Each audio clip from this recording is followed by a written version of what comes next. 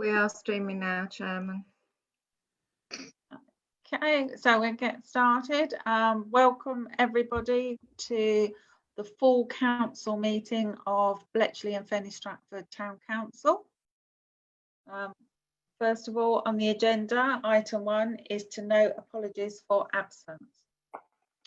Yes, Chair, we have apologies for absence from councillors Hyde, Kelly Wilson and Rohim. Thank you. Okay, to note any members' declarations of interest on the agenda today. Okay, I don't see anybody indicating. Oh, Councillor Hume. Yes, there is a planning application which is adjacent to Fenny Stratford Station, and my employer is the landowner of the site next to it, which is Network Rail's site. So just to declare that, although I don't think it will have any bearing in the decision, but I will be abstaining. I won't be voting as it's pecuniary interest. Thank you, Councillor Hume. Okay, nobody else has indicated. Okay, so we'll move on to the minutes from the previous meeting.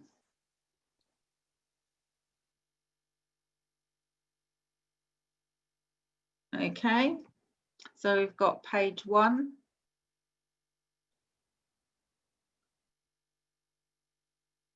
Page 2. Page 3.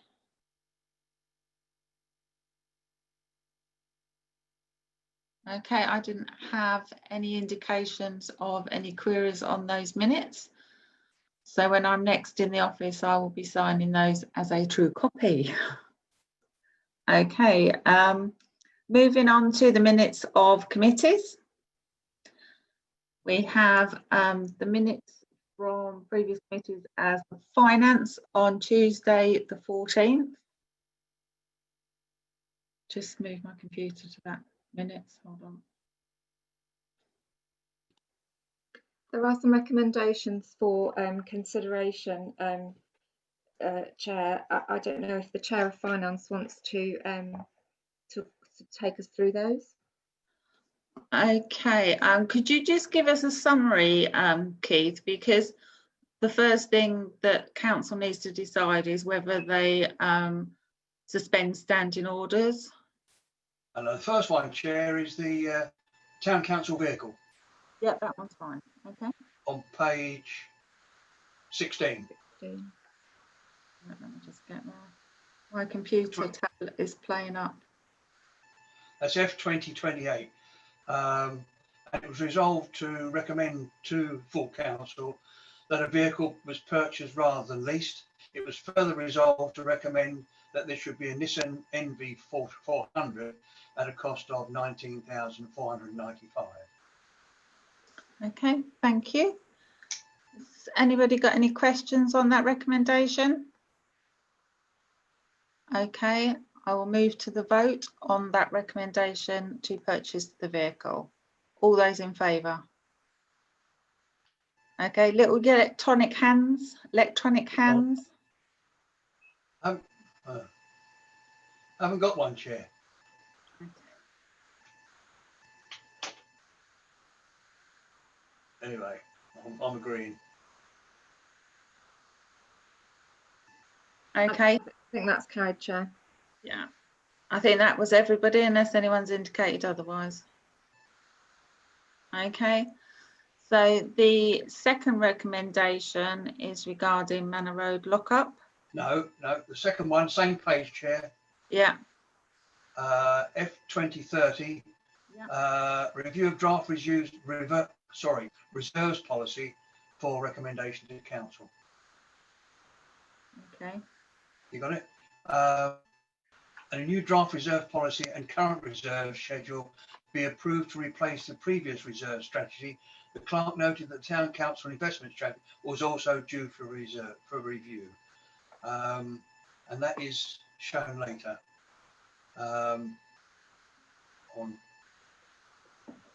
There's a draft copy of the amended reserves policy with the papers. Okay.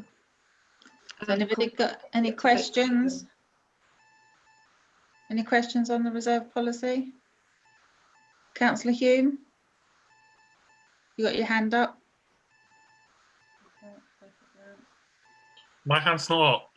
So Oh, Councillor Hewitt, it was me. Sorry, Councillor Hewitt. Oh, I took it down. Okay. Okay, so we need to go to the vote on that recommendation. All those in favour of the recommendation?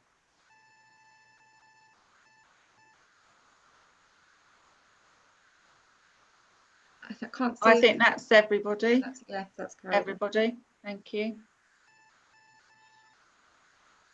The next one, Chair, is on, again, page 16, starts on 16, goes on to 17, which is the land at Manor Road,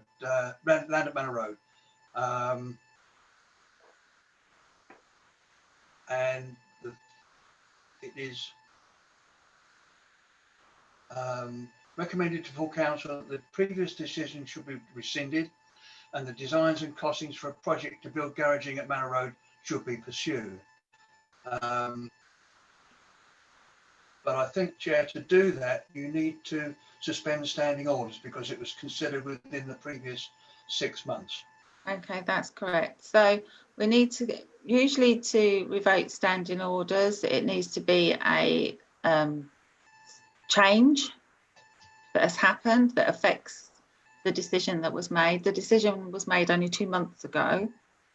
And it was the council's opinion then that this idea of building garages, this wasn't a suitable place for it. So first of all, we need to vote on whether you want to suspend standing orders so we can look at this, or whether you don't want to suspend standing orders. Now, before I move on, I can see that Councillor Hume wishes to speak. yeah, I want to talk about the suspension of standing orders. In my opinion, we shouldn't be doing that. We had made a decision, and it would be really useful if the clerk could remind us what that decision is. But my understanding was there was a decision to make that space into a green area of some sort, with consultation with residents of what that should look like. I'm concerned that actually we're talking about redeveloping it for the sake of a couple of vehicles, and actually there's potentially better locations within the parish that we need to be looking at. For example, we could just be storing them at Newton Lees where they are under camera surveillance, maybe building a very simple shelter there and a car park there to support that with the cameras that are already there. Or we've got plenty of industrial units, and actually in the next few months, are the costs of those going to come down due to changes in business needs following COVID-19? That may well be the case. So I'm not in favour of withdrawing standing orders for this item, as I think the initial decision was made by this council, and we should stick to that decision. Thank you, Councillor Hume. Would you like a reminder of the original decision, Chairman? I think it would be, yes, I think that would be beneficial. Yeah, so the resolution was made that the Manor Road site should not be further developed for use as a storage location, and alternative locations should be investigated. The existing building on site should be demolished, and investigations into use of the site as a green space to enhance the area should be undertaken. And that was, as you say, relatively recently, certainly within the last 6 months. Okay, that's lovely. Now, because this is quite an important vote, I need everyone to be quite clear. So we're not Councillor Ely. Thank you, Chair. Well, I'm in favour of suspending standing orders. Sorry, Ed. But the reason for it is that I believe there was a major change that has occurred in that the costings for garaging the vehicles was disclosed at our previous finance meeting. Although it was a tentative proposal, it's still an indication of what the costs may be. And now the clerk also suggested that a full report should be given on the garaging for our future needs of garaging for the vehicles. Now, I also believe that is true, but of course, I therefore think that the costs associated with the garaging at a Manor Road lockup should be part of that report. Now, if at a later date or a conclusion of that report, the costs are shown to be too high or unviable, then at that stage we can ditch the proposal. But at least it should be part of the overall plan for the council to consider. Thank you, Chair. Okay, I'd just like to indicate that the when we were looking at the costings of storing the van, that was just a one-off indication. That isn't a proper investigation on. We haven't decided where we're going to store the vans. That is a totally separate issue, and there are lots of options open to us. So that was just an idea of the market. That is clearly, as Councillor Hume said, going to change. But that isn't what this is about. This is about what a decision that was previously made by this council, and everything was taken into consideration then, and also the option of turning it into storage or garage was considered then. Okay, so we made that decision only 2 months ago, and I know on the Finance Committee when this recommendation came through, it was only agreed by one vote to put it through to full council. So there was obviously indications there that the decision had previously been made.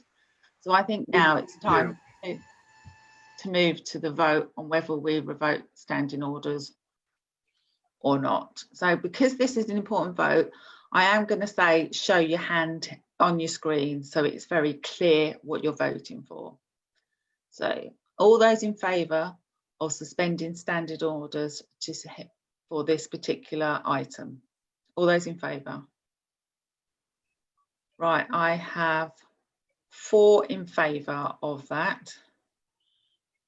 Okay, all those against? I have 4 against and myself, so that's 5. So the standing orders will not be suspended to hear that item. Okay, so that's that item. Is there anything else on the finance minutes that were recommendations? No, Chair, those were all of them. Okay, so that's, I'll just have to get my thing back to the beginning. Hold on. This is right annoying.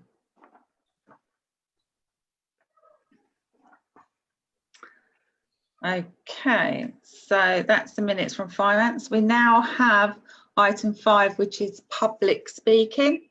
Do we have any of the members of the public who have applied to speak, Delia?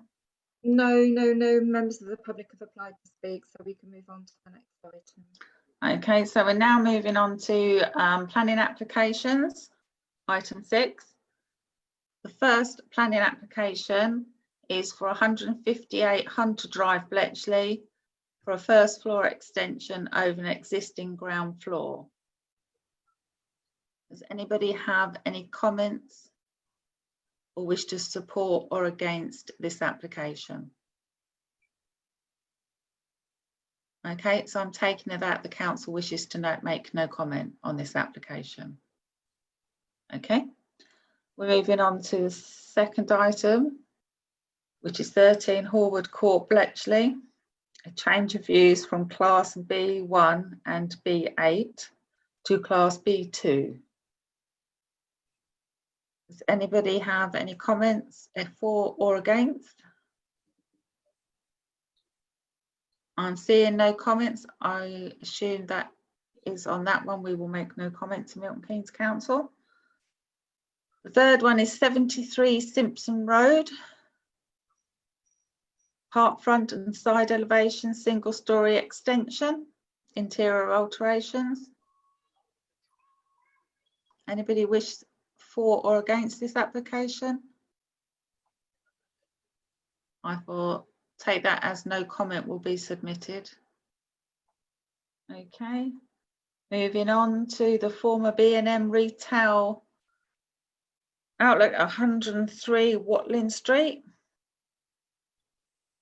Councillor Hume, Chairman. Okay. So I've probably, I need to unmute. I've probably put myself into a bit of a hole here by saying actually for the next, for item 6.6, where I believe there was conflict of interest. There was actually also conflict of interest here on 6.4 for me. However, I would like the clerk's advice on whether I could still speak to that. Yes, could you tell me what the what is this an employment situation again? It's adjacent to land owned by my employer. I don't think there's any pecuniary benefit to you in that, is there? No, Then in that case, I think you're free to speak. that's fine. Okay. One of the concerns of this site, and I've already emailed Delia with some wording, and this site previously had a planning application last year, and the planning application was decided, and it was and Milton Keynes Council decided not to allow planning permission, and the reason stated was due to the Plan MK. I'm just going to get the wording that I actually sent to Delia earlier, because actually I think it's better than what I'm going to say out loud if I don't have it in front of me, so just bear with me. So it's going to be a motion that an objection, or a kind of objection with, not necessarily an objection, but it will be comments that we need to make to Milton Keynes Council Planning. Bletchley and Fenny Stratford Town Council are concerned about the planning application for the former B&M store on the Watling Street. The planning application states the pre-application advice that this is acceptable in principle. However, this is very different from the decision taken in 2019 when there was another application for the site. The decision notice of this application stated that this site had been allocated within Plan MK as a small to medium non-strategic housing site. These sites contribute towards the Milton Keynes Council's 5-year house and land supply, and therefore their loss through alternative forms of development is not acceptable. This town council, whilst not opposing the application for retail units, are concerned that this will have an impact on the 5-year housing supply, and therefore potentially opening up our town to speculative development. Also, just noting in the application, this council has agreed a climate change motion and the importance of our community becoming carbon neutral. As such, it is concerning that the parking provisions do not allow any cycle spaces, and there is no mention of electric charging bays. So I would propose that we pass those comments on to Milton Keynes Council, particularly around the 5-year housing supply and the potential impact that that would have on, if they developed it into another site, that would reduce how much land they've got available for 5-year housing supply. And if that reduces below 5 years, it opens us up to speculative development. Is that correct? Is that your understanding, Delia? Yes, I just wondered if you wanted to change your wording slightly, having listened to it again. The town council, whilst not opposing the application for retail units, are concerned that this will have an impact on the 5-year housing supply. I just wondered if you wanted to add the words "in principle" in the same way that the pre-application advice also said that the development was acceptable in principle. It's because it's not the development itself, it's the use of the site, isn't it? Yeah, that's correct. I'm happy to have that. I don't know if that would make it clearer to the planning authority. Yeah, no, I'm happy with that. Okay, that's excellent. Thank you, Ed. And that's really good. I would support that comments going to Milton Keynes Council. Has anybody else got any comments? Okay, should we have a vote on that being our response to Milton Keynes Council? All those in favour? Okay, anyone against? Anyone abstaining? So I'm going to take that we're all for it. I didn't see anybody against or abstaining. Thank you. Okay, we move on to the next planning application, which is the former Harlan Simon site in Bond Avenue, to insert new roller shuttered doors, reclamping of the northern and eastern elevations, replacing of a curtain walling, windows, doors, and entire building reconfiguration. Has anybody got any comments or objections or support for that? Back to Milton Keynes with no comment then. Okay. The next one is 90 Watling Street. change of single dwelling to a 9-bedroom house of multiple occupation. Ron wishes to speak. Ron, Councillor Haynes. You have to, I don't. Can you hear me now? Yes. Yes. Yeah. Oh, great. I had 2 phone calls tonight from residents in that area, and they've got petitions up to stop this application going through. And I also believe Emily Darlington, one of all councillors, are dealing with this as well. And they've asked me to put it to the council that we find a reason to turn this down. I've never been happy with houses of mass occupation, and they didn't have a chance to get into our meeting, else they would have tried to get in the meeting. They didn't understand how to do this, because I said, pity it weren't a normal meeting at the library. They could have come along without. I didn't like to give them this Zoom number or anything to get into our meeting. See? No, correct. Okay, Ron, thank you for that. But we need to be able to object under the planning. It has to be Yeah, a well- material consideration. Yeah.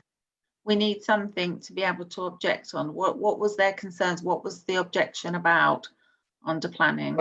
Well, first of all, they objected, same as they couldn't see a fire exit because of being a house of mass occupation. I believe now you have to have a fire exit.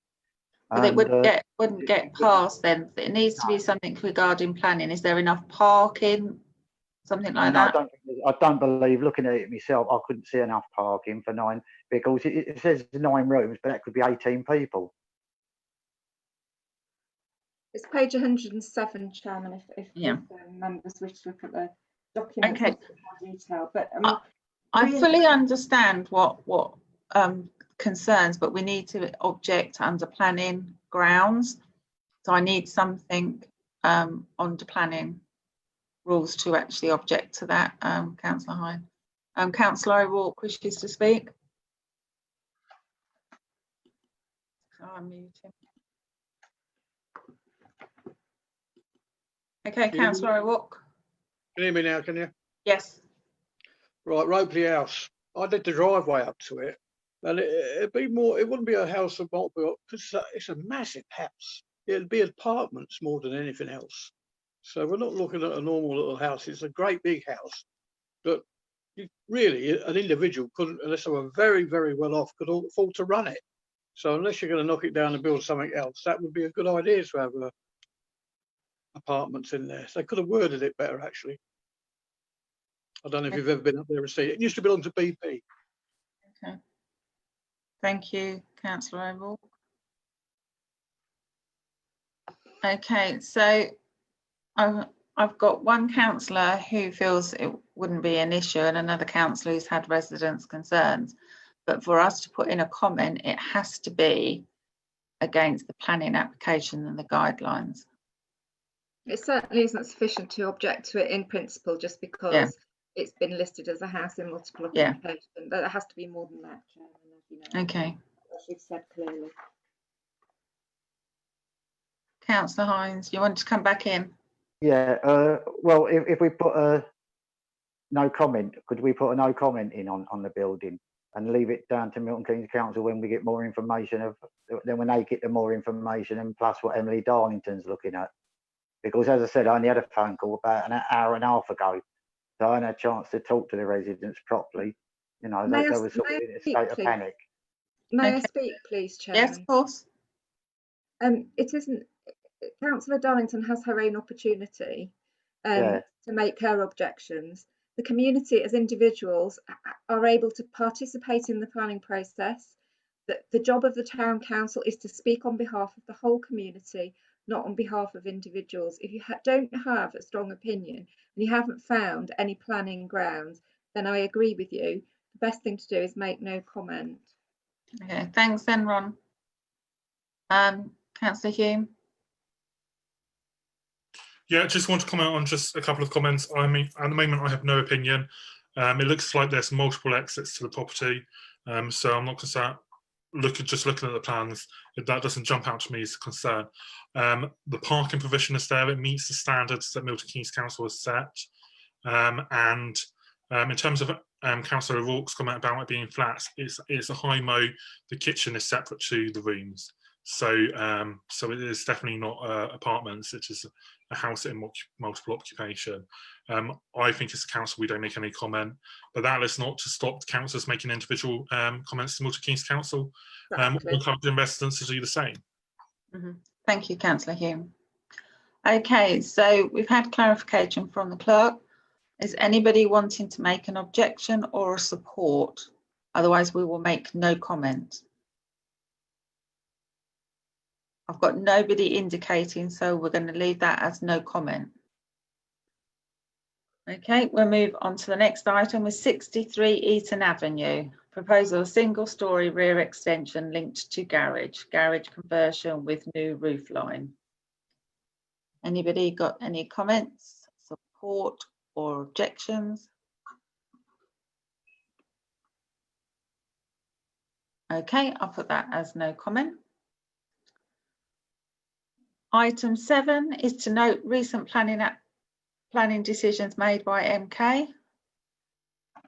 Everybody happy to note those? Has anybody got anything they wish to add to those? We will note those, Delia. Thank you. Then we're moving on to the correspondence potential development for Newton Lees West. Yes, Chairman, we have two visitors with us tonight. We have Simon Willis, who is the Managing Director of Willis Dawson, the developer, and Sarah Hamilton Foyne, who is from Pegasus Planning and is Willis Dawson's planning consultant. So I'd like to unmute them so that they can speak. Councillors have got questions to ask about this. Okay, do you want to give any brief outline first, Simon? Is there anything? Yes, I can. Yeah, I'm happy to do so. There's obviously, we've made you aware of a consultation website which we've produced. So hopefully councillors have had the opportunity to look at that. But just in brief outline, I'll just give you a quick background of Willis Dawson. We're a local development company primarily operating in Buckinghamshire, Bedfordshire area. The origins of it's a family business, and the origins of the business are in Leighton Buzzard. Our first house was built in 1902.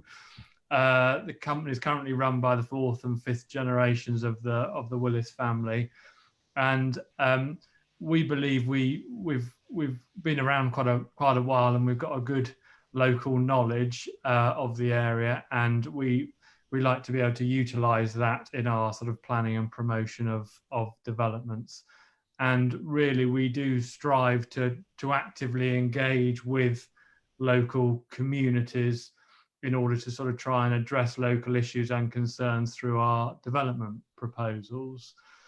In terms of the Newton Lees West proposal, as I say, we've prepared a website. I guess we've prepared that to reflect current times. Normally, we would be looking to try and meet with parish councils and local communities directly and speak to them and show plans and understand issues and talk that way. But obviously, times are that the best way to sort of show our proposals is through electronic means, through the website, and invite comments through that way. And essentially, Newton Lees West we're promoting it as an alternative to the allocation of Shenley Park, which is currently under consideration in the proposed modifications to the Vale of Aylesbury local plan. The whole of Newton Lees West site is within Buckinghamshire Council, but obviously abuts up to the town council boundary at existing Newton Lees. The Shenley Park site, which we're proposed to be an alternative to, has attracted objections from Milton Keynes Council and indeed parishes both within and adjacent to Milton Keynes. The Newton Lees West location is identified as a recommended growth option within the draft Milton Keynes strategy for 2050, which has obviously recently been subject to public consultation. We obviously do recognise that the strategy is not a formal planning document, but it will obviously inform the next review of Plan MK and also local plans in the neighbouring area. And then just to give you a brief summary of the proposals in terms of the Newton Lees West site, we're proposing approximately 1,100 homes, which would include affordable housing, market housing that meets the needs of local people, and including smaller homes and homes for the elderly. We're proposing, as part of the development, the southern section of a proposed southwest Milton Keynes link road, probably better known as a Bletchley Southern Bypass, which we would deliver that southern section together with providing financial contributions towards assisting the delivery of the full link between the A4146 Stoke Hammond Bypass and the A421, which obviously has been having lived in the area a long time, I know that's been a long-standing aspiration for the area. We're also proposing a new primary school, a local centre, which would include day-to-day convenience uses, community uses, flexible space for uses that could include small-scale independent office suites. Also land for a new GP surgery to serve the new development and the wider southwest Milton Keynes area, including the existing Newton Lees development. And in addition to that, a large amount of green space, green infrastructure, which would extend to nearly 50% of the whole gross area of the site. And in terms of, just briefly, in terms of access and linkages, all access would come from, it wouldn't come through the existing Newton Lees development. Vehicular access wouldn't. That would be initially coming off the Stoke Road, but then ultimately access off of the new link road. But we would be looking at sustainable linkages, walking, cycling, which would connect into the existing Newton Lees development. And essentially what we're putting these proposals forward at an early stage, and I just emphasize early stage. This is not part of a pre-application consultation. We don't have any timescales for a planning application. We have undertaken some technical work, but not the substantial and detailed technical work which would need to go into a application and environmental statement of a scheme this size. So this is very early stage in terms of these proposals, but we feel that we're encouraged in the planning system to engage with local communities as early as possible, and that's what we've chosen to do here. So that unless Sarah wants to add anything on to that. No, just reiterate what Simon said, really. It is an early stage engagement process. There's some indicative sort of early concept plans on the website, and some FAQs, and some information about the early reports that have been prepared.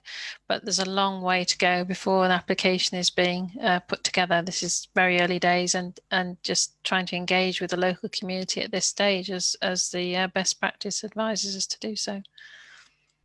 Lovely, thank you. Okay. I just want to remind councillors, tonight this is just for noting, it's just for information, and it's first contact. So it's not for you to make any decisions or ask about specific things and detail. This is just an all-round, just, you know, ask some questions about the general site if you feel the need to ask a few more details. I can see that Councillor Hume wishes to speak, so I'll hand over to him. Chair, can I just ask a question? I want to ask the developers some questions first, but once we've maybe done the questions, actually, I do have a proposal that I would like to make. It's not on the specifics of this application, but it is on. It will be it will be on this agenda item, and it's to do with development on the border of Milton Keynes and Buckinghamshire. Okay. I feel it's a really important proposal that I just want to make, because actually this development hits at the heart of the issues of border development. But actually, I just want to ask some questions first, if that's Yep. okay. Yes, please go ahead. Brilliant. One comment I've just picked up is the need for affordable homes to be meeting local needs. Whose local needs are we talking about? Are we talking about Buckinghamshire, Aylesbury Vale, or are we talking about Milton Keynes? Because they may well be different, and it's one of the challenges of a border development. One of the key things, I haven't got an opinion on the development yet. I will wait until we see final plans, obviously, as we get forward. How is will the development adhere to Milton Keynes design principles? For Milton Keynes has a lot of experience in building new estates and has got quite a lot of principles that sit behind that, that generally work, not all the time, but they generally work quite well. Will this development be built to those principles? Just about the linking up, it really, we've talked about the Bletchley Southern Bypass, just linking up the infrastructure. So things like public transport, how will that link in with the Milton Keynes infrastructure? And then the other thing for me is the pressure on Milton Keynes services. For example, our hospital, our library, people from this development are going to use Milton Keynes services, and actually they're not paying for that. So that may not be a question for you as a developer, but it is certainly an issue that comes to mind for me and for residents in our parish, our town. And just regarding schools, there's definitely a need for a secondary school in that area, potentially. But the secondary school is currently planned to be in Salden Chase. Do we know whether, if that goes ahead, or if that doesn't go ahead, rather, what provisions will this development make for a secondary school? And also, what impact will the landfill, I'm sure you're aware of the landfill seeking an extension on their operation, what impact will that have on this development? So there's quite a few questions there. Some of them probably are more issues, but it'll be great to hear your opinions on them. Thank you, Councillor Hume. Thank you very much. Sarah, I don't know whether you want to pick up some of the details in terms of affordable housing, design standards. I mean, just one comment. We very much recognise that, having seen the debates that have gone on in terms of the other developments, the Salden Chase development, about the very fact that, in essence, this is Milton Keynes housing, but on Buckinghamshire land, and therefore there does need to be a realistic discussion. I think that discussion has got to take place also between the two councils, really, in terms of how it's going to work. I mean, what you can't do is, in my personal opinion, is just to sort of almost put a brick wall up and say, no, this is Buckinghamshire housing, and it's just there, and we'll almost forget Milton Keynes is there. This and Salden Chase is Milton Keynes houses, and therefore it has to knit in with Milton Keynes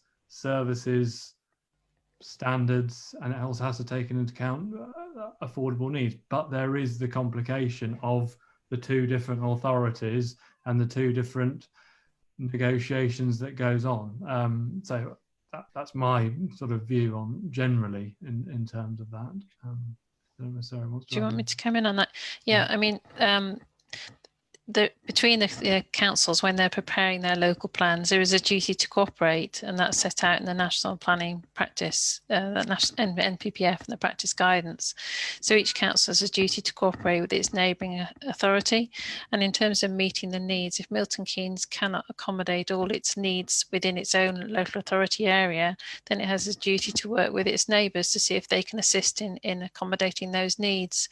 And in a way, administrative boundaries are sort of artificial boundaries, and local government has reorganised over years, and you've seen that Buckinghamshire has now become what was a two-tier authority with Buckinghamshire County Council and the districts. That's now become a unitary authority. So the next plan that Buckinghamshire will be preparing is a plan that covers the whole of Buckinghamshire. So the various local plans that were prepared for Aylesbury Vale, High Wycombe, etc., will be all under one Buckinghamshire Authority plan, and they will negotiate and liaise with Milton Keynes to assist in meeting the needs as they go forward in preparing their plans. And you're probably aware the Milton Keynes 2050 strategy. It's not a statutory planning document, but it's trying to set out a long-term vision and framework for the future of the area, not only in Milton Keynes, but in neighbouring areas as well. Okay, lovely, thank you. Does that help, Councillor Hume? That does, but it will probably form part of my proposal for this council at the end of the debate. Just to add, you were mentioning about the Bletchley Southern bypass and the connectivity about the Salden Chase connecting up to there. What would happen if that doesn't happen? I think we see this. School. And the secondary school. Yeah, we see this as complementing the Salden Chase scheme effectively. That's why we've presented it as an alternative to the Shenley Park scheme. We believe that Salden Chase, there's obviously concerns with Salden Chase in terms of traffic impact and the like, and we feel that adding another 1,100 or 1,150 homes at Shenley Park on top of that, onto the A421, funneling into Bletchley and Milton Keynes and traffic coming southwards through Newton Longville is not, we believe, the right approach. Therefore, we think that Newton Lees Wests would sit better alongside Salden Chase, because it would help deliver the southwest Milton Keynes link road, Bletchley Southern bypass, and also the road would also connect into Salden Chase and the secondary school that's proposed within that scheme. So don't look at the southwest link road as just a car vehicular sort of road. We see it as very much a sort of a sustainable transport corridor carrying public transport, walking, cycling, so to allow all those linkages possible. Okay, that's lovely. Does any other councillor wish to ask any questions? Okay, Councillor Ely. Thank you, Chair. I mean, there's questions of this development on the borders of Milton Keynes. That's not the fault of the developers. That's the fault of local government not realising that development is going to take place on the periphery of Milton Keynes. I mean, it's about time that the authorities got together and said, right, we now need a greater Milton Keynes. It needs to be expanded to include these areas. Now that idea was put forward over 20 years ago, and no progress has been made, and it should be. I mean, there's three major developments in our patch. We Salden Chase, which is West Bletchley. You've got Newton Lees and Eton Lees, and so there needs to be certainly a sphere of influence, if not a direct influence on its boundaries. I think some of the criteria that the two authorities are going to use are not complementary. The education system being one of them, but I think that one of the things I think that the Salden Chase had problems with was where the amount of employment that was being provided within the area didn't meet the Milton Keynes standard for so much employment for the given number of houses. Now, I think, as it was then, Aylesbury Vale had a different standard. That's the sort of conflict I think that needs to be resolved by the elected bodies controlling planning. Thank you, Chair. Thank you. No, sorry, but overall, I am in favour of the development. Okay, thank you, Councillor Ely. Okay, does any other councillor wish to ask any questions? Chairman, Yeah. I don't know if you received Councillor Kelly Wilson was very disappointed that he couldn't attend the meeting tonight as the member for Newton Lees ward, and he has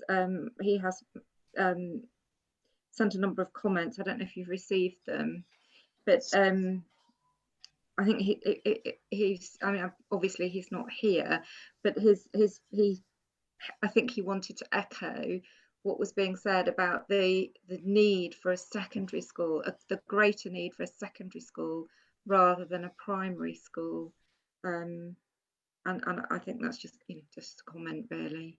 Okay, I haven't got the comments. I obviously didn't receive that. Is Yeah. there anything else that Councillor Kelly Wilson wanted to ask?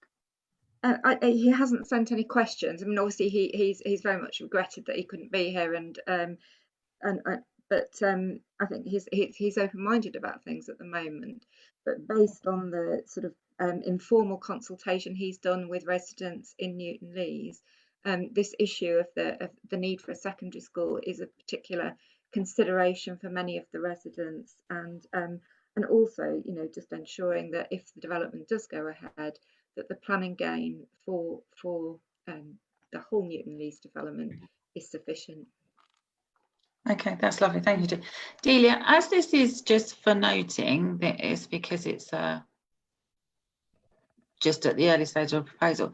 If Councillor Hume wishes to do a motion regarding border developments, does that need to go on, or can we hear that motion? I just want to do it correctly. I think you can hear it because it's not about this. It's not about this specific development, from what he tells me. Because it's not on the agenda. It isn't a specific agenda item, but I don't think it would be unreasonable to. Okay, then.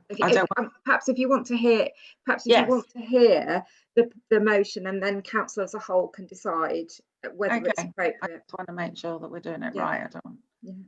Okay, Councillor Hume, the motion. Yeah, Sorry. that's fine. I think Delia's already seen a copy of what I was planning Okay. to raise within the last hour. And I just want to pick up on Keith Ely's point regarding the greater Milton Keynes or Metropolitan Milton Keynes.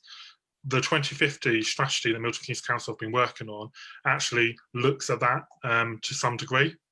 And what has been really disappointing is that politics is being played out by Buckinghamshire County Council councillors and refusal to work with Milton Keynes Council on this. And I think that's a real shame. And it hurts our community, and it hurts neighbouring parishes in Buckinghamshire. And just because Buckinghamshire wants to plop all of their housing onto the edge of Milton Keynes. So I just feel that we need to do something just to make our voices heard to both planning authorities. And my motion is that we ask the clerk to write to the cabinet members and the relevant officers at both Buckinghamshire County Council and Milton Keynes Council to ensure that they work cooperatively on and work together, involving parishes and town councils on border developments to ensure that they do work for the people who are already here and for those who move in the future. And I just feel we need to just stress that to our both principal authorities because it's an issue that will keep cropping up around this area. Okay, so that's a motion. When you put it in, did you have a second, or otherwise I'll second it? No, because I was going to propose at the meeting, so. Okay, I'll second that. Does anybody any comments? Anybody want to say anything? I think that's quite a valid one. Keith Ely, Councillor Ely. I totally agree, Ed, regarding Buckinghamshire Council, but I also think it applies to Northamptonshire and Bedfordshire in equal measure. Yeah. And I don't think we can get away with writing to them, though. Sorry? I don't think we can get away with writing to those ones. Okay, Ed, right, I'm shut up then. Yeah. Okay, So far, so good. Anybody got any comments to make on the motion? Any amendments on the motion? Okay, I'll put forward to a vote on the motion. All those in favour? Okay, anyone against? Anyone abstaining? I'm taking that is everybody voting for that motion. Excellent, thank you. Okay, I'd just like to thank Simon and Sarah for joining our meeting today. It's very much appreciated. And obviously, if you could keep us updated with anything that happens, as we really want to engage with you guys over this to make sure we get the best possible development for our area. So thank you for joining us. You don't need to stay for the rest of the meeting if you don't want to. But thank you very much. Thank you very much. Thanks for your time. Thank you. Thank you. Bye. Okay, bye. Okay, we're moving on now to approve the response to the Local Government Association consultation on the new Code of Conduct. Yes, Chairman, I think if you remember, we did, not at the extraordinary council last meeting, which was extraordinary council meeting, at the meeting before, we asked members to send their responses on the new model Code of Conduct. Well, I haven't received any responses from any members of council. I've submitted my own response as a clerk, not on behalf of the town council, but on my behalf as a councillor. And I think it was agreed that the council did want to respond.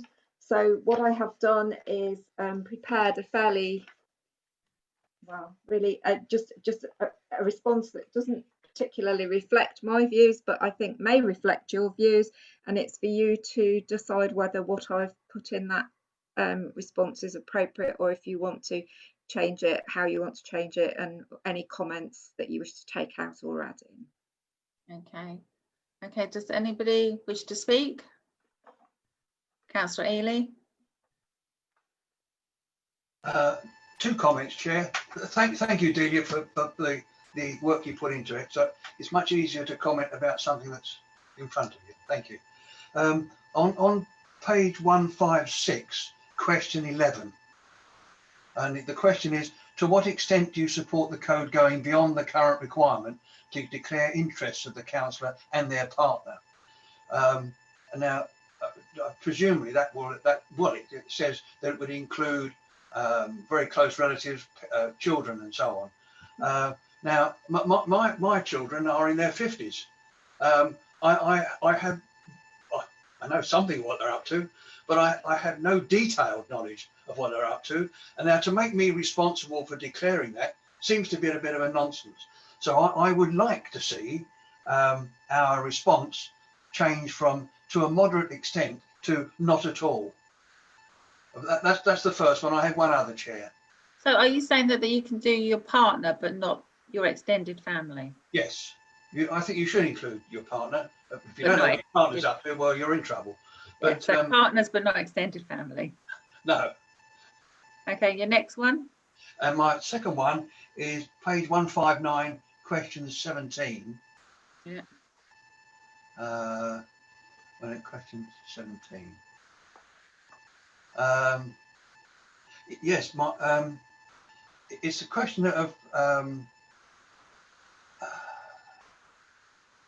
I mean, the penalty, a requirement to undertake training of the code immediately.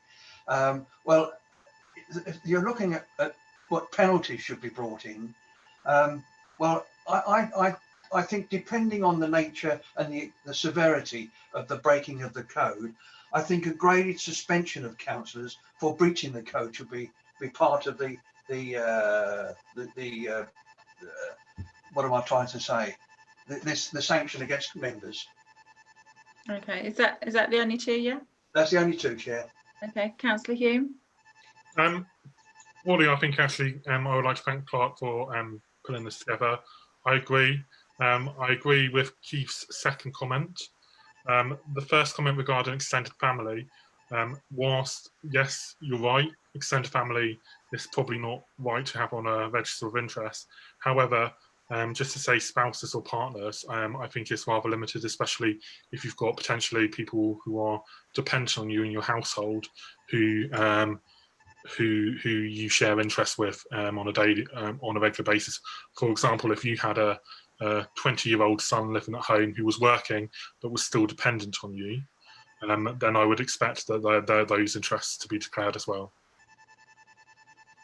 Does that make sense?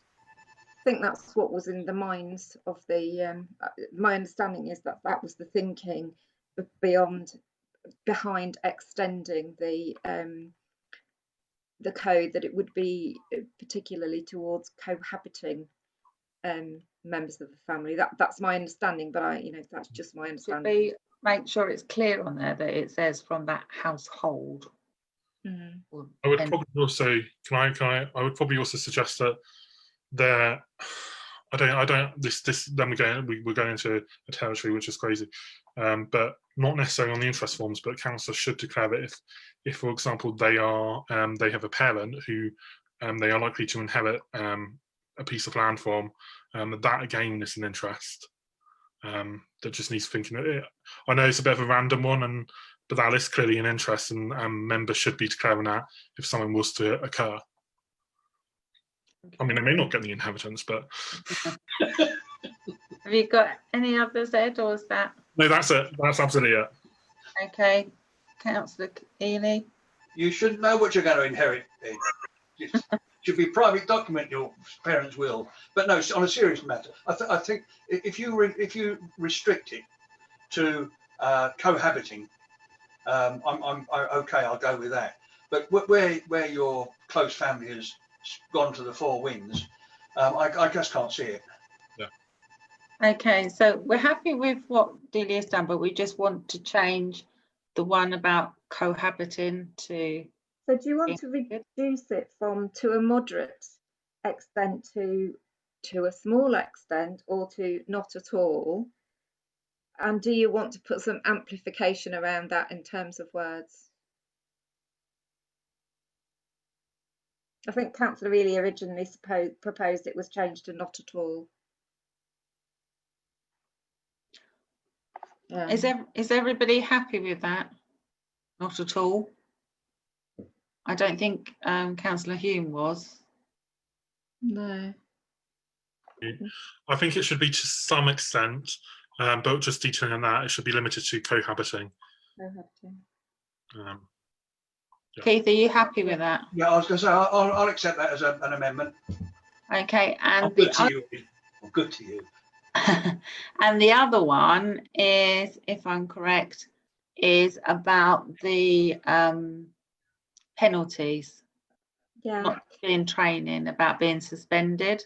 Yeah, I mean, I mean, to be honest, the consultation is on the code itself, but I still think that the code will not be effective unless it has some weight behind it and it has some enforcement. So I just feel that although that's not what we're specifically being asked about, it's worth commenting, and that's why I added it into that final comment. And if you want to add to that by saying what penalties you think are appropriate, then suspension obviously was a penalty that used to exist and no longer does. I think it's worth putting in a suspension. I don't know how everyone feels about that. There's a proposal from Keith that the penalty would be suspension. Councillor Ely. So I'm trying, or I should go by the chair really. That's okay. So easy to do that. When you mean suspension, do you mean a permanent suspension or removing of the post hold of councillor? Are you talking over a suspended? For a set period of time. I'm saying a graded. Wouldn't it be from a committee? Yeah. Sorry, I was saying a graded suspension depending on the severity of the breach. In other words, it could be a month suspension, it could be a year, it could be permanent suspension if it's serious enough. I mean, the only suspension that you can get at the moment is if you go to prison for 6 months. Well, yeah, an interesting case in Leeds at the moment, which is very interesting on that, where someone is probably going to go to prison, but they're still a councillor. Yeah. For some very serious offences. So what I'm saying, Chair, is a graded suspension depending on the severity of the breach. Okay, is that okay, Delia?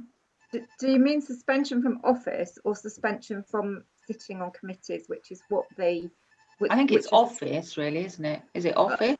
I think in the past, it was suspension from committees because the legislation doesn't allow you to remove office, as Well, far as I know. no, But I'm- you're proposing that, are you? I'm supposed Councillor? suspension from the office, yes. It's got to be severe enough. Okay, Councillor Graham, you wish to come in? Yeah, I'm a bit concerned about who is going to be doing suspension and how that is going to take place and who would be actually enforcing it. Can somebody elaborate on? Yeah, on- so on- there's no Standards. there's no can I- proposal in the consultation. There's no proposal to change the way that complaints are investigated, or indeed to change the penalties. The consultation is really about the code and whether the code is fit for purpose. So there are no proposals to change anything at the moment in terms of what happens with the monitoring officer, the standards committee, or the principal authority. The fact that town councillors and parish councillors cannot investigate themselves and it must be referred to the principal authority. None of that is planned to change. This is just about the code. It's just that we were not sort of losing the opportunity to say that we feel the code needs to be backed up by some form of sanction, really. Yes, I mean, I get all that. Is that one? Say, for instance, if we put it like that, if the code was breached by a councillor, who would be then saying, right, that councillor needs to be suspended because that's what we're talking about, and who would be saying that is severe enough for a 6-month suspension? You've got to come off a committee. Who would be doing That'd that? be the standards committee at Milton Keynes, like it is now. Council, like it is now. It would be a recommendation from them to the council. And I mean, the way that the legislation works at the moment is that the standards committee can make a recommendation, but the town council doesn't have to take, it doesn't have to deliver that on that. No. Okay, Yeah, it just seems a bit contentious. That's all. okay. I think it's very contentious, councillor. I agree. But I think, Yeah. you know, that there needs to be, when people do breach it, something that happens, I think. Yeah. Okay, Councillor Hume, wish to come back in? Sorry, I keep on talking lots this evening. I think just that point about the recommendation and the actual town councils are forced to take to follow through on that recommendation. I don't know whether there is any space to talk about that in there. That is something that needs strengthened. But I just want to jump on that point about suspension that Keith made of office or committees. Can we say office and or committees? And the reason I want to do that is because I think if we just say suspension from office, it's probably going to be ignored. But I think if we say suspension of committees, there is a chance that that comment will be more likely to be taken on board, because I think suspension of office is both of those two things are really controversial. But I think suspension of office is even more controversial, especially if they've been elected by their community and their community likes what their councillor is doing, despite the fact that they're breaking the code of conduct. Then it's a really tricky position to be in. But clearly, suspension of office for someone that is serious, I would be completely, I'm probably in favour of both of those, to be fair. Okay. But I just think the and/or committee is probably a slightly better way of wording it. You're okay with that, with Keith? Okay, so they're the amendments. Has anybody got any other comments on anything else in this document? Okay, Councillor Graham, I think. Councillor Graham. Again, I'm going back to a little bit of concern about previous things that have happened in the past and councillors constantly being taken to the standards board and being put through the grindstone, which sometimes is unfounded. So, say for instance, and it could be open to things happening where it shouldn't be happening, and I just think it's very, very contentious, this part of it, because of previous experience that, you know, councillors counsel and possibly whole committees have been taken to the standards board. How do we relegate, how do we, look at all that side of things? And it just, to me, is a very contentious part of this item. And so I'm not for it, to be fair, because I'm not. Okay, I don't know whether. I'm not convinced that this is not open to abuse from people. I think you're misunderstanding. Like, this isn't for us to make that decision. No. It goes to standards, and they have a hearing. You have the opportunity to speak, and it's only on severe things. We're talking very severe things here. I said, and it's down to an independent panel, so it's dealt with independent. It's nothing to do with councillors and the town council. I mean, if someone's been taken there, that's done for a reason, and it's done independently. But that's your view on it, Councillor Graham, and that's fine.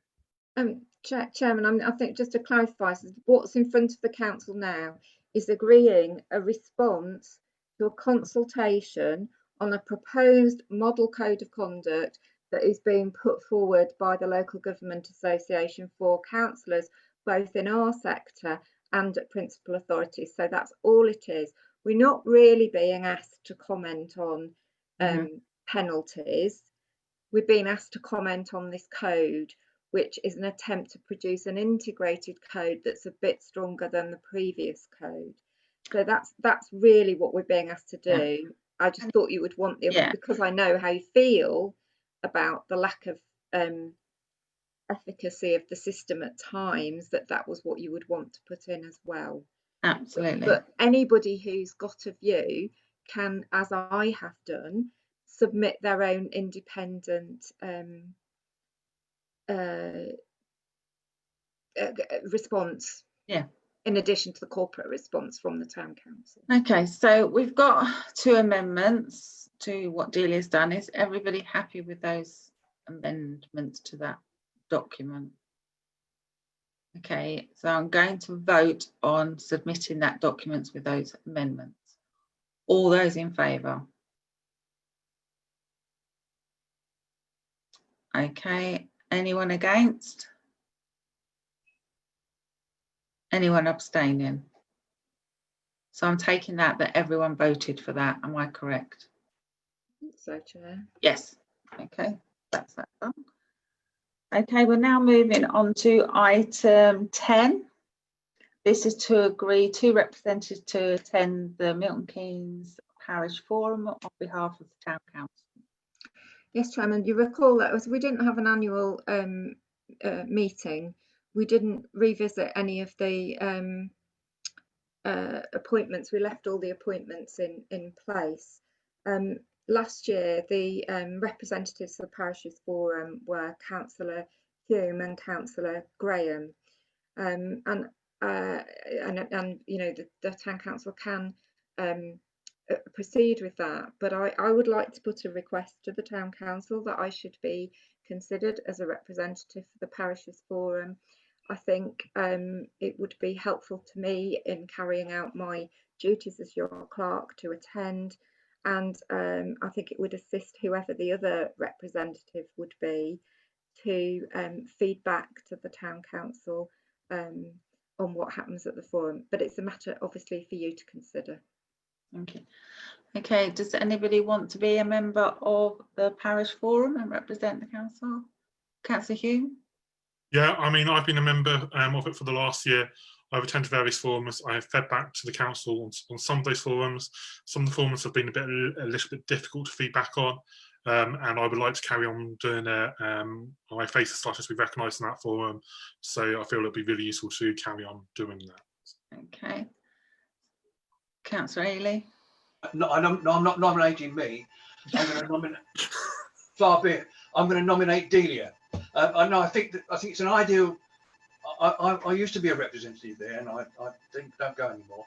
But I think that the clerk going is an extremely good idea to be supported by one member. And I think it's a good balance, Chair. So I'll nominate Delia as well as Ed. I'll second Ed.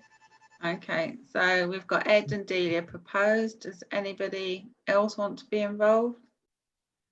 Okay, all those in favour that Ed and Delia are our representatives? Okay, I have that as everybody. Thank you.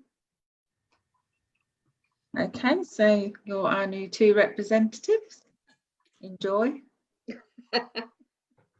Okay, moving on to approve the response to the email of the Task and Finish group on responses to the COVID-19 pandemic.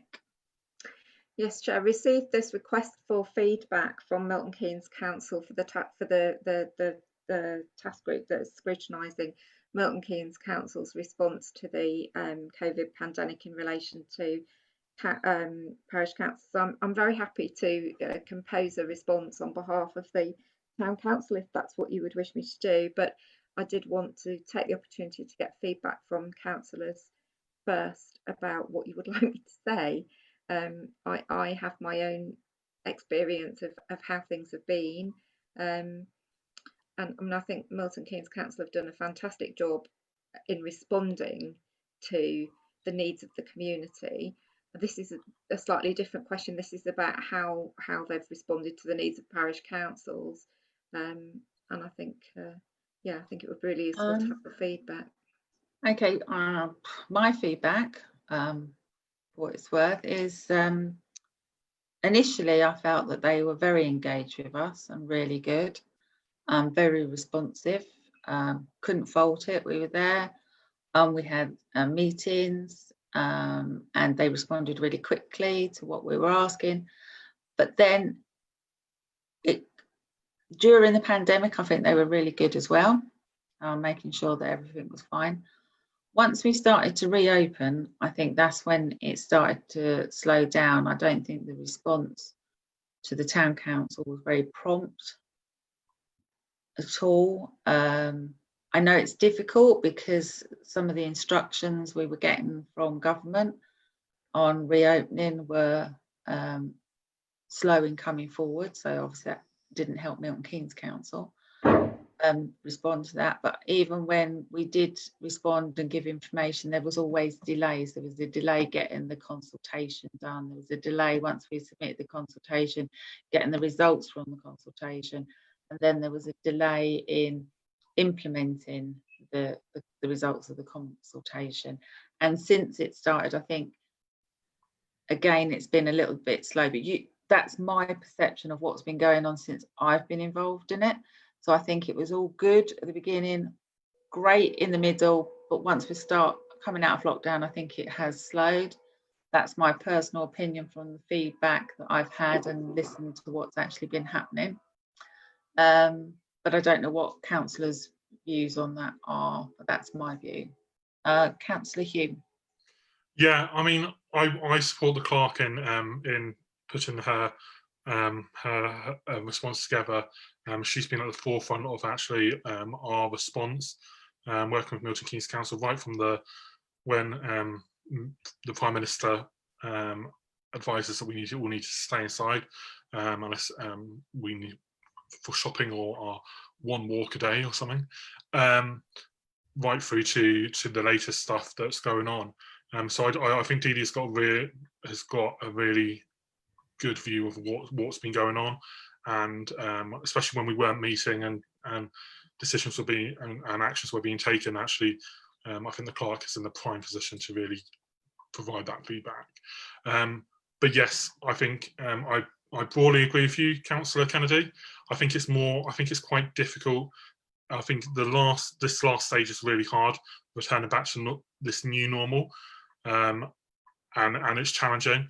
But I do think what has worked well is I do think actually the collaboration in terms of getting consultation done quickly with the businesses on Queensway, actually I think has been positive. Now, not necessarily the actions that we wanted were put into place, and clearly Milton Keynes Council were doing other consultations that are basing their decisions on not just a consultation but a whole raft of streams. But and we may not agree with that, and we may still need to challenge different aspects of certainly the Queensway situation. But I do really want to stress, actually, I do think there was a really collaborative approach between us, and actually I want to specifically call out Jill Long, and the work that she's done with the businesses on Queensway. And I think actually not just for this pandemic and COVID, but actually I think that has gives us a bit more of a strengthened relationship in the future with the businesses in our community. Okay, has anybody got any other comments? So in your response, Delia, can we incorporate that the opening up was a little bit slower than the other bit? Did you not, you sort of, when we've discussed this, you sort of agreed that it has been a bit slower in getting responses? Yeah. But overall, I think, you know, in the beginning and during the pandemic, it was excellent that they, you know, were there and they did support us. Yeah. The consultation and the reopening, I slightly disagree with Ed about how that was handled and put forward. But again, I have to say, once we raised concerns, again, they did come back and they did try to deal with those. So again, I think it's about relationship working, and as I've always said, relationships are a two-way thing, and I think we're starting to build that relationship. I just think we need a little bit of the two-way bit going as well. But otherwise, yeah. So I'm happy to draft something and then perhaps circulate it for comment. Okay. So if everyone's happy with that. Yep, that's lovely. And yep, that's great. Is everyone happy with that? Yep. Okay, we'll now move on to receive a verbal report on the Bletchley and Fenny Stratford Town Deal Board. Yes, I'm sorry this isn't a written report, which is what I would have preferred to do, but we've been very preoccupied with Queensway over the last week, and I was waiting for the minutes to come forth from the board meeting. I have sent a copy of the minutes out, and there is another town deal meeting on Thursday this week, and I've also sent a copy of the agenda out to you. You can find those on Milton Keynes Council's website in any event, but I will keep circulating them to members so that you can see what's going on. The first proper meeting of the board was primarily concerned with process and how the board is going to work to get to the position to prepare the town investment plan, which is what the board needs to prepare to submit to the Department of Housing and Local Communities and Local Government to try and secure this £25 million that there's the opportunity to try and secure. There are three submission rounds for the funding. The first deadline was the 31st of July. Well, we weren't ready to submit then. But the next date is the 31st of October, and the board's hope is to submit a town investment plan in time for the 31st of October. If the when that document goes forward to government, there is it will need to pass the department's quality assessment, and if it doesn't pass that assessment, there will be a second opportunity to resubmit on the second occasion, which will be in January 2021. But after a lot of debate, it was determined that the wish was to proceed as quickly as possible and to submit in October.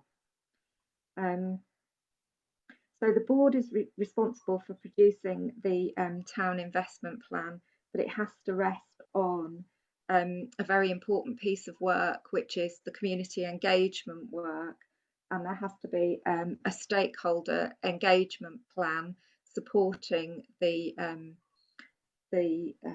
town investment plan. And my understanding is that that's one of the things that will be discussed some more at the meeting this Thursday.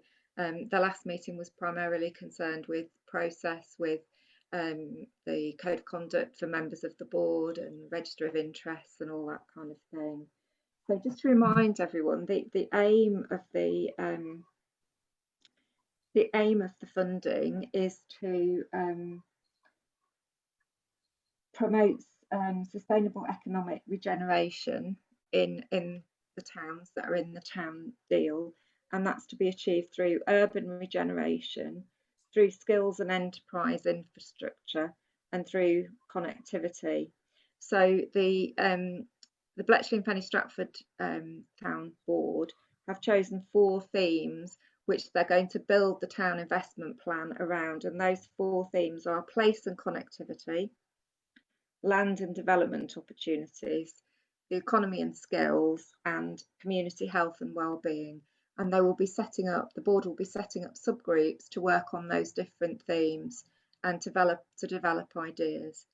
There's been a call for projects, and the projects have to be submitted by the end of August. So there's not a lot of time to submit projects. In addition to the application for the 25 million, we've also the town deal has already been awarded 1 million, and that was advertised quite widely by Milton Keynes Council, and there's already been a call for projects for that 1 million. So I'm hoping to learn more about what projects, if any, have been submitted during when I get to the next town deal meeting. I think the thing that I really want to pull out to flag up to members is the importance of the neighbourhood plan, the Bletchley and Penny Stratford neighbourhood plan. It's really, really important that we now get on with the work on the neighbourhood plan, because there are so many synergies between the work of the town deal board and the preparation of the town investment plan, and the community engagement that we need to do on the neighbourhood plan. And obviously we have been stalled to a certain degree because of COVID and having to pick up and respond to other things. So although we've got our area designated for our neighbourhood plan, we've not made the progress that was in our timeline for the neighbourhood plan, and we need to try and really pick that up over the summer and catch up. And I'll be bringing a full report to Town Council in August on that subject. But I'd be very grateful for those who are particularly interested in working on the neighbourhood plan and perhaps joining the steering group, if they would make themselves known, so that I can use that group of councillors to liaise with as I develop the plan that's coming in to the next town council meeting, because I think we really need to pick up speed, otherwise we will miss out. And that's all I've got to say, unless anybody's got any questions. Councillor Hughes. Yeah, just one question from me, and I might feed in the process of submitting projects. It'd be useful to understand how that works, and whether you could share that. That would be. Yes, I can share that out. Yeah. Also, just the meetings. Given the situation we're in, I know Milton Keynes Council and other councils are putting a lot of their meetings online. Is the town board meetings available for viewing for the public, or is it in a closed meeting? No, they're closed meetings. The agendas and the minutes will be published on the town council on Milton Keynes website, and from what I understand, there will be a town deal page with lots of information about the town deal. But no, they're not open meetings. Thank you very much. Councillor Graham. Hi, Leader. I'm quite happy to help with the whatever you need me to do. Thank you. Do you know, are we going to be having Zoom meetings as we are now? And is it daytime or evening time? Do you think we're going to be having the neighbourhood plan? I think we're going to have to proceed with digital engagement for the neighbourhood plan.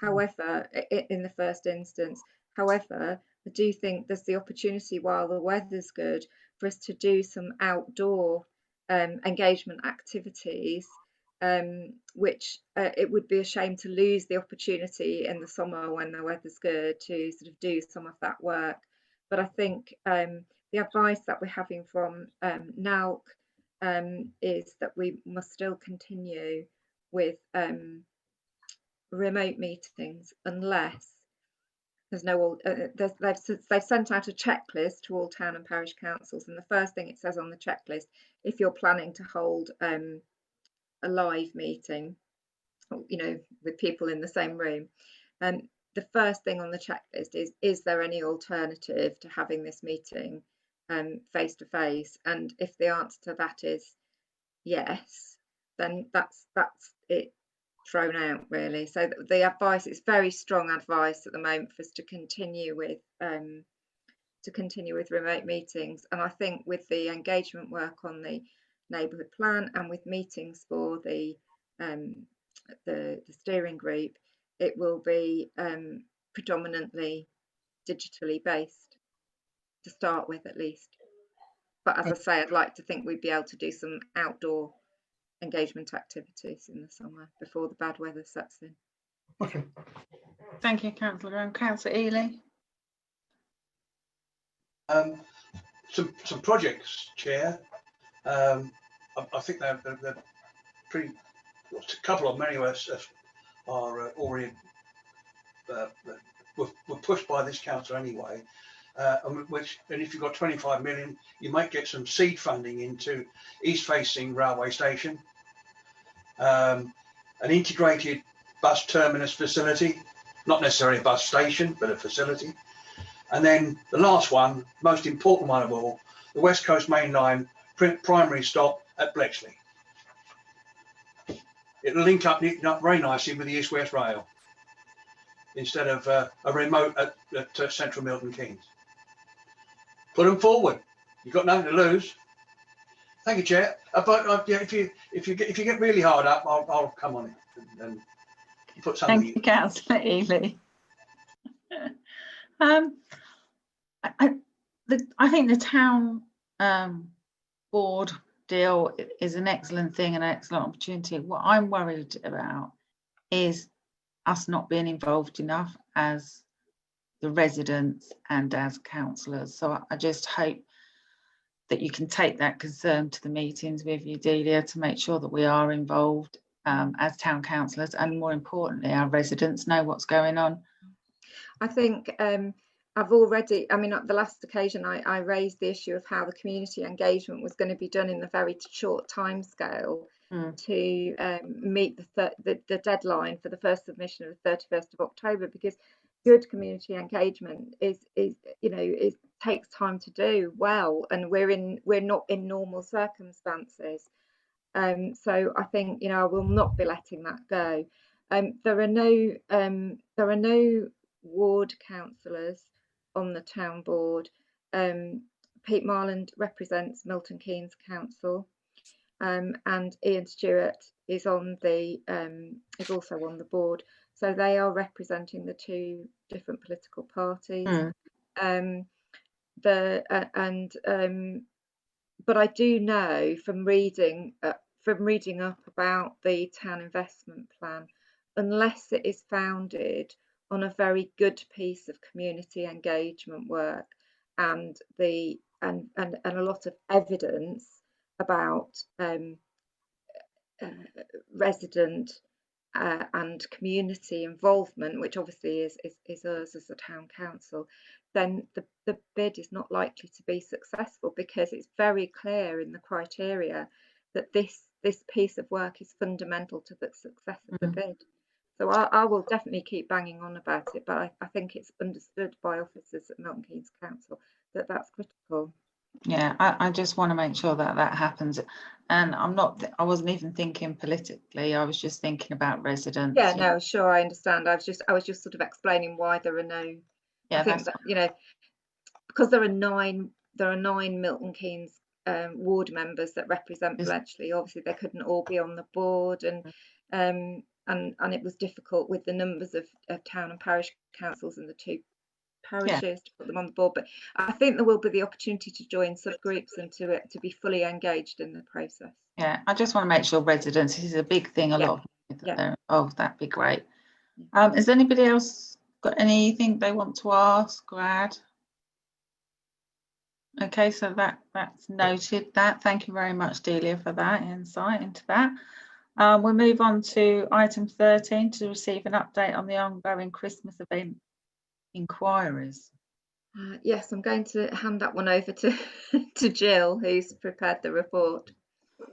The last meeting in June, we spoke about what we can do for the Christmas event in the current situation.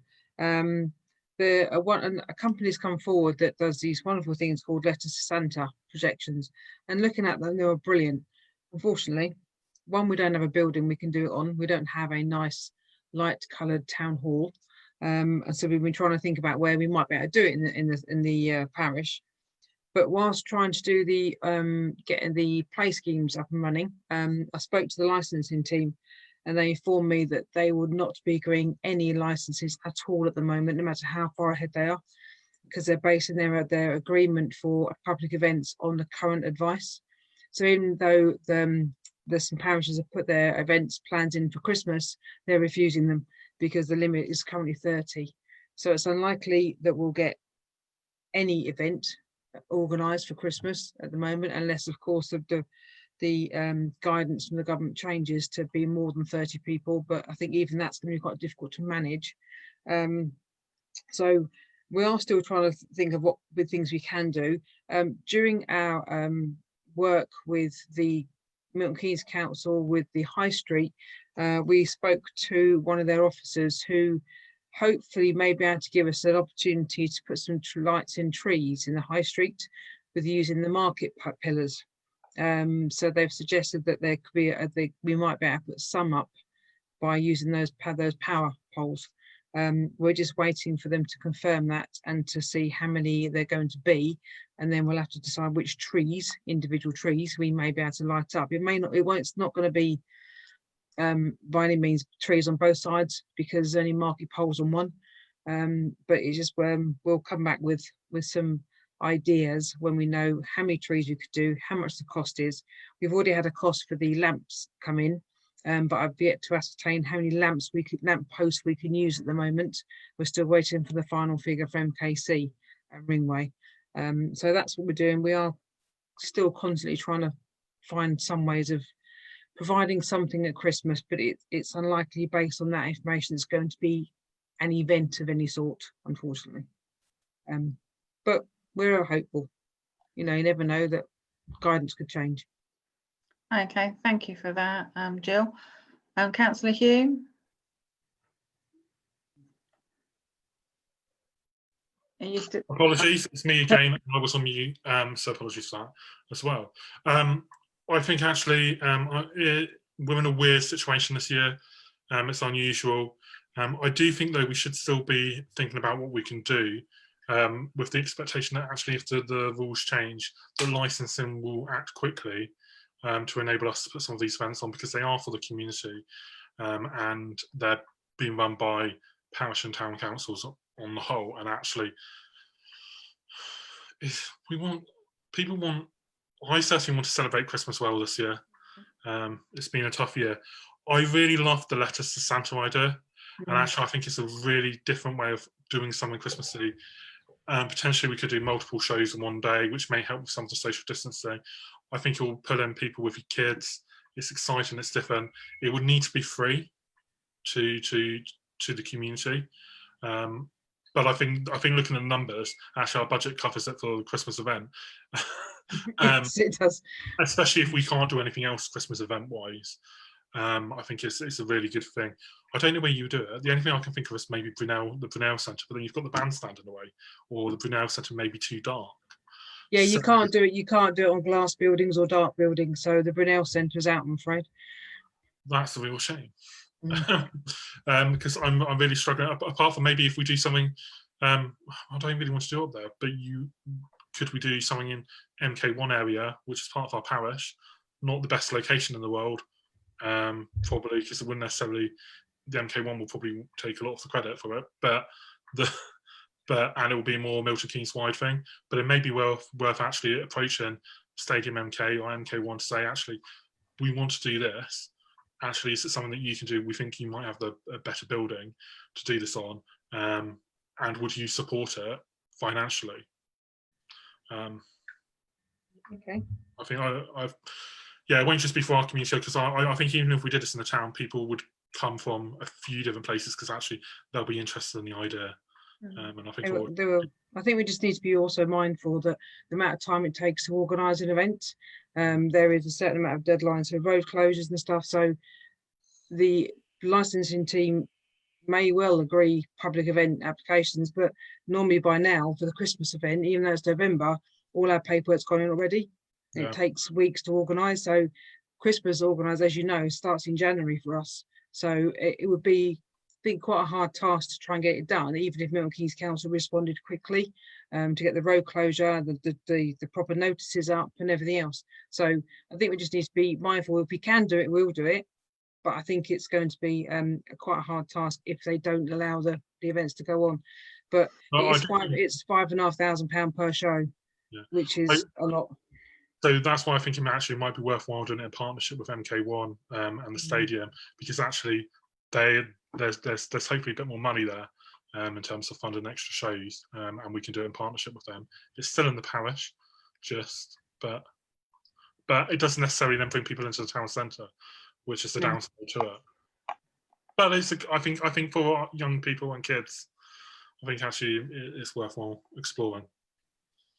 Okay, thank you, Councillor Ely. Firstly, Chair, I think we are, because we're going to be restricted on events and so on this year, quite clearly. Would it not be a benefit to us, and to certainly Jill and Delia, to put the two budgets that we have for Christmas, put them together so that they can spend them where to the best advantage that we possibly have. In other words, if you can't do one event, you might be able to increase another to make it a better event, better show. And secondly, can we in fact put catenaries up? Will they allow? They won't. Do we know why? They won't allow us to put catenaries between columns, obviously. In terms of the catenaries between the buildings, we don't have permission. The catenaries the building's not high enough, I don't think, Delia. No, I was thinking between the trees. Between the trees, no, they won't let us link one tree to another, as far as I understand it. Do you know why? Just trying to preserve the structure of the trees, but the big issue, the big no-no is connecting between a lamp column and a tree. Yeah, but if we can go, but if we can go from our feeder pillars, which are ours, I think they will let us go from. That's what we're hoping, that they'll let us go from the feeder pillars to the trees. But we won't have enough feeder pillars for every tree. Precisely. Therefore, the catenary between the trees is important to it.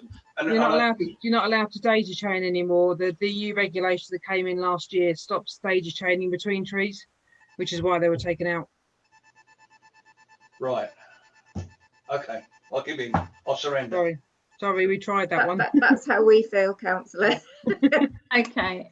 Thank you for the update, Jill. That's really good. I think the council want to do something to celebrate Christmas and to make something good at the end of the year after a very difficult year, as Councillor Hume put as well. I think it is important. So if we can do something, let's do it and we'll try. Have a look at it. I think we'd welcome any suggestions, any ideas, any suggestions, anybody who knows what other communities or other councils are doing. We're open to exploring anything we can explore, because we're just not going to be able to do what we've done before. It's just not. It's too many. See, I think people are going to understand. I mean, who knows what's going to happen in the winter? Because everyone's concerned about getting into October. I think things might change again. So let's see what we can do. We do need something to smile about towards the end of the year, definitely. So let's see what we can get done. So thank you for that, Jill. It's appreciated the work you've done. Okay, shall we move on to item 14, which is to approve the arrangements for co-option or to fill the casual post on Manor South Ward. Yes. So if you remember, there was a casual vacancy arose in January this year due to the disqualification of a previous member. And because we were close to the elections in May, we issued a notice saying that there would not be an election or a co-option because we were within 6 months of the all-out elections for the town council. And then the COVID regulations came in, and obviously we're not having elections until 21. So the situation that we're in now is that we can't go straight to co-option. We have to advertise the vacancy in Manor South and see if 10 members of the community want an election. And the notice is going on our notice boards tomorrow. So there'll be 10 days, I think it's 2 weeks for 10 members of the community to demand an election. Now, if they do demand an election, we can't have an election until May 2021. So then we'll be left with that vacant seat for the rest of the term. But if nobody demands an election, then the council can go ahead to co-opt. And my suggestion would be that we co-opt in September, because August is a little bit too soon. And it's possible there may be another vacancy by September. So I've reviewed the co-option policy, which was due to be reviewed this year at the AGM, and I've suggested some tweaks to it. And it's really there for you to look at and decide if this is the process that you want to follow to undertake your co-option, should we be in a position to co-opt. Okay, does anybody wish to speak? Councillor Brown.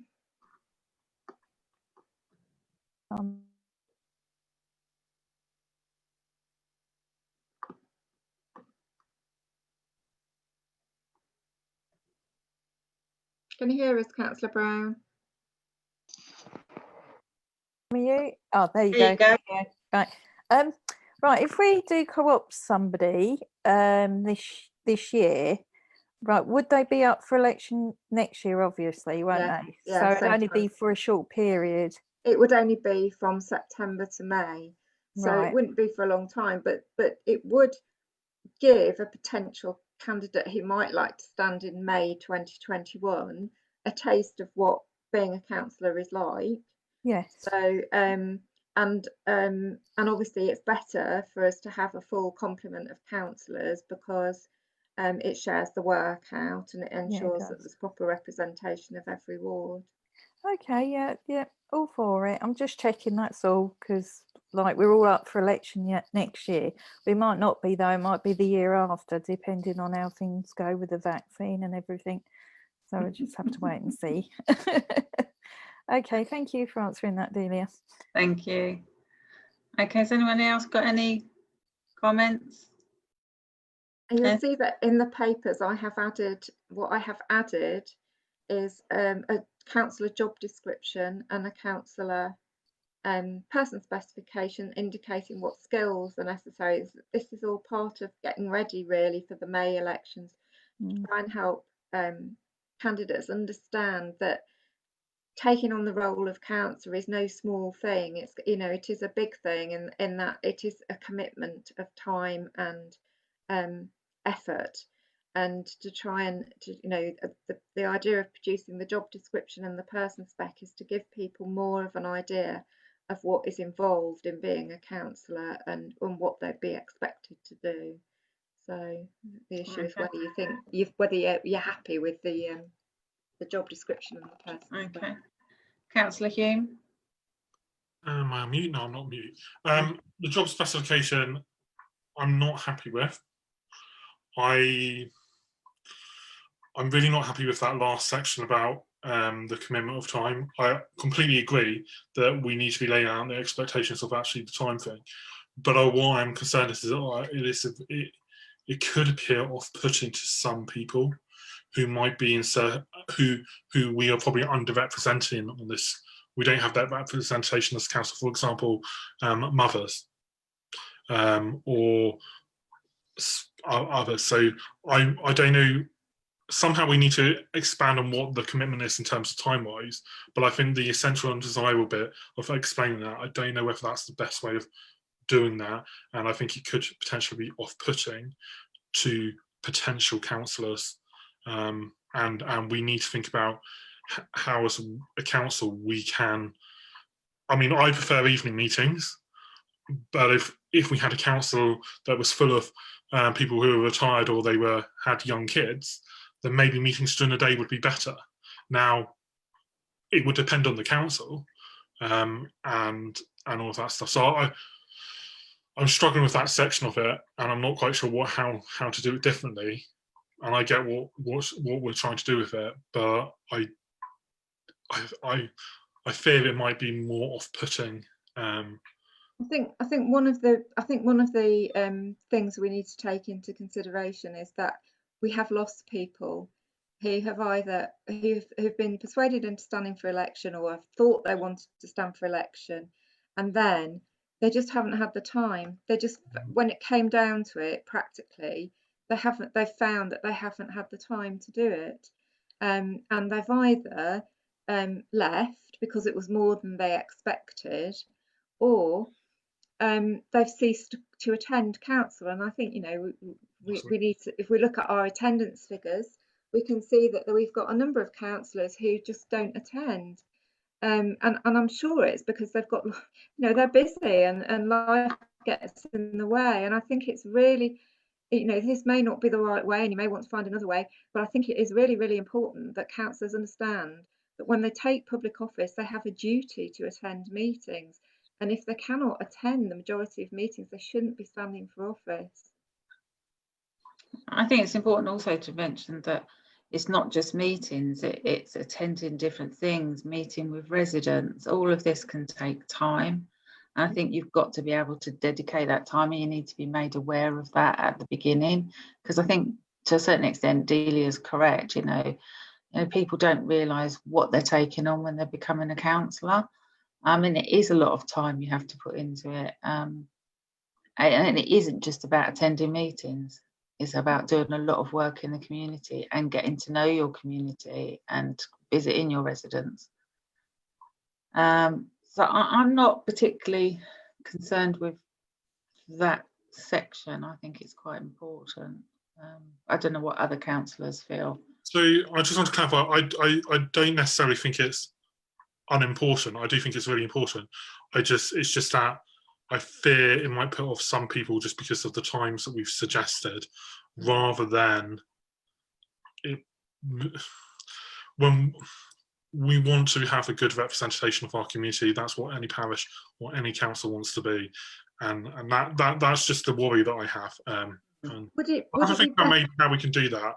Would it be better if it just said the sufficient time and didn't specify evenings or daytimes? Or it could potentially say this is usually in the evenings.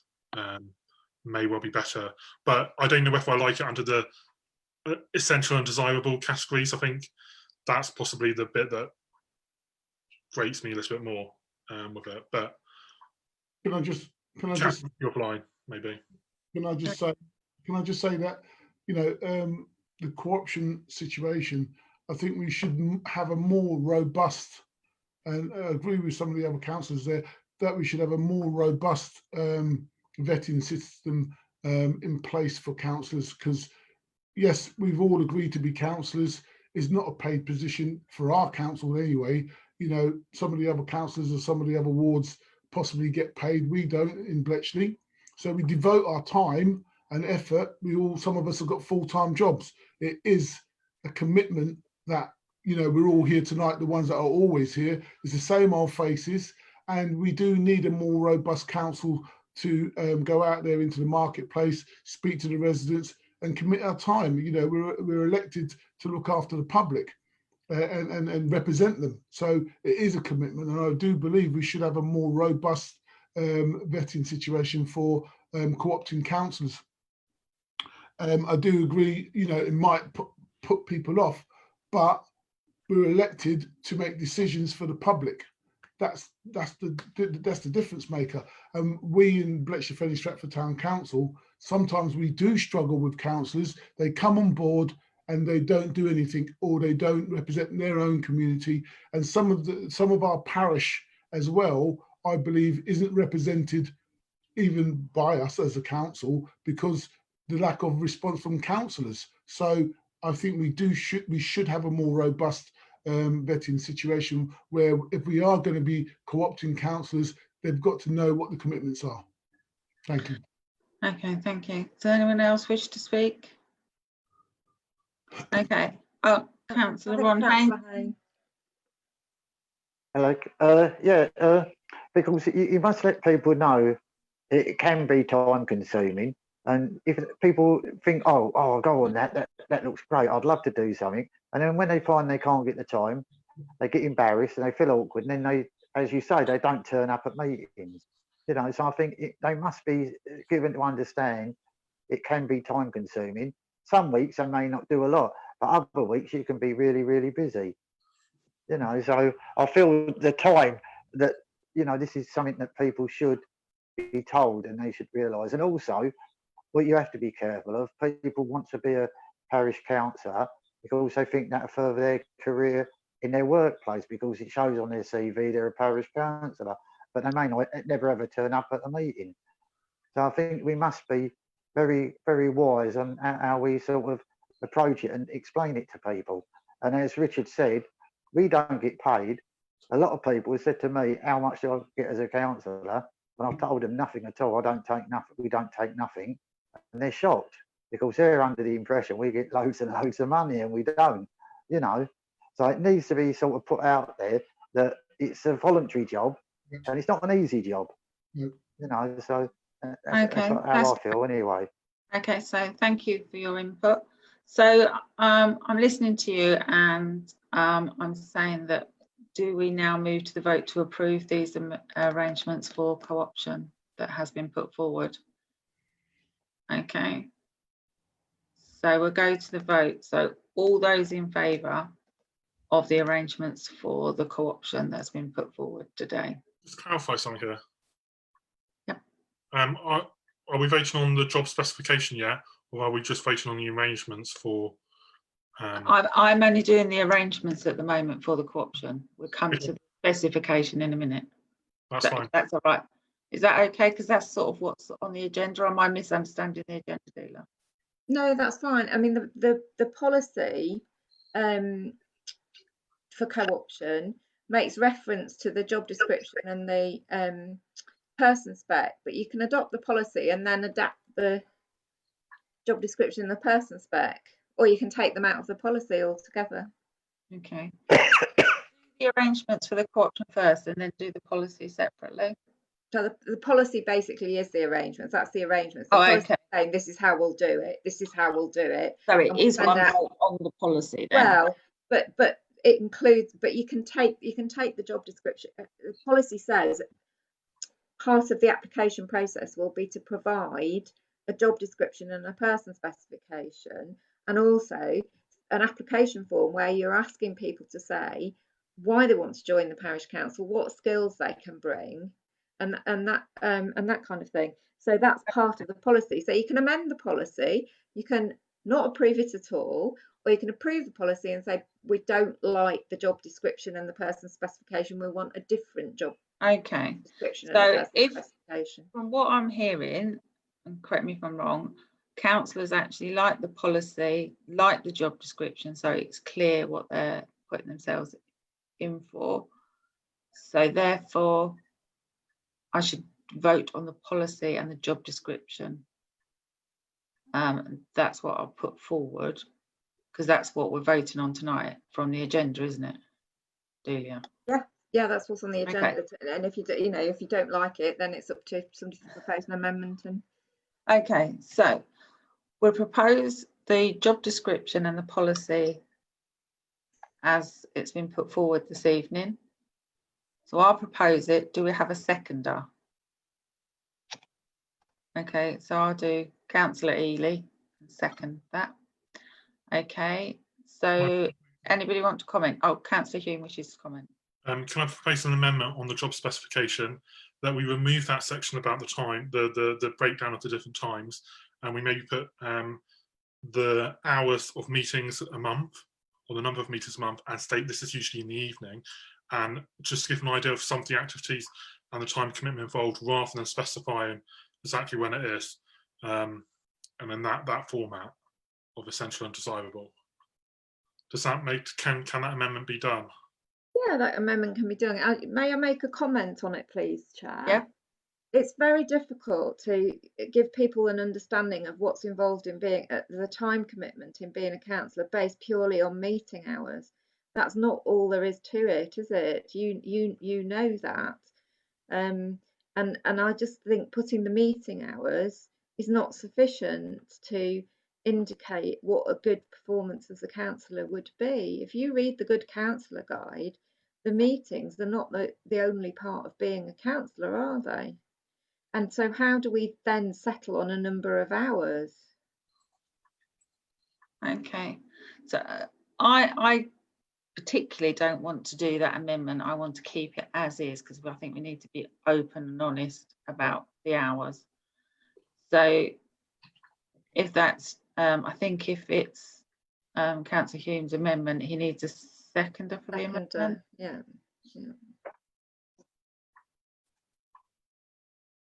So there's no seconder for the amendment. So we go back to the original motion, if that's right. I'm making sure I'm doing this properly. So we go back to the original motion. Okay, so all those in favour of the policy, including the job description as put forward, all those in favour? Okay, anyone against? Anyone abstaining? So I have that as one abstention and everyone else is for it. Is that correct? So that is carried. Okay, so I've got that as done now. Do we need to approve the co-option separately? No, I think you've done it now, and if you're happy with me bringing it on at the September meeting, that's what I'll do, unless you tell me not to. Okay, I think that's and just to be reassuring, I mean, when we advertise a co-option, we always ask people to get in touch with the clerk and find out more information, and I always go out of my way to be as enthusiastic and positive as possible and to spell out the positives and the support that's provided, as well as those, you know, as well as being honest about the time commitment. That's lovely. Okay, Councillor Hume. Yeah, I think it is really important. My fear is, and I think it's something that is probably apparent across this whole sector, is how do we get better representations on councils? And whilst it's really important to put the time commitments in, and this is where I've really struggled with this one, it's also making sure that we're clear, but we don't off-put different groups in our community standing. And that's for me is the fundamental problem here. And yes, I understand that it's a struggle. I absolutely get what you're saying, Councillor Hume, and I do echo the same thoughts. But we also need people that are going to be committed, and I think, you know, it's difficult to weigh them both up to make sure we get that. So let's see how this goes, and then we can possibly revisit. I think Councillor MacDonald wanted to speak. Yeah, just before we close the meeting, can I make an observation, please? Once we're past this one, because I think we're getting there now. Okay, I think that's the final part of the agenda. So therefore, we will close the meeting. So thank you all for attending and your input this evening. Thank you.